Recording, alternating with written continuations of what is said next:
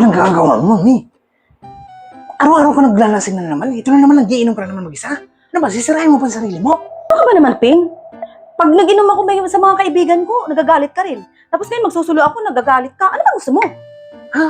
Masisira ang time mo dyan. Ano ka ba pinagkakagawa mo? Ha? Tigil mo na yan. Ano bang gusto mo? Ano? Bakit? Ito. Ang ingay-ingay mo. Masyado ka maingay. Mamaya ka lang, may ganti ako sa'yo. Tingnan mo lang. Mag-iingay ka pa dyan. Bakit? Sige. Ha? Ikaw, para naman sa'yo yan eh. Tigil na. Yan. Daldal mo? Sige. May solusyon ako dyan sa pagiging madaldal mo. Sige. Meanwhile,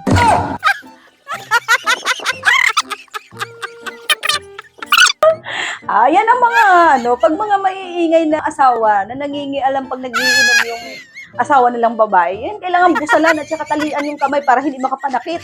O di malayo tayong mag-inom. Uma, ano nangyari kay Papa? Ba't nakaganyan yan? Bakit naman, Ma? Ano ba yan? Pinagagawa mo kay Ikaw naman, Papa? lagi kasi nagiinom yan. Yung nanay mo. Kanina pa yung nanay yan. Kapo pa nagiinom yan.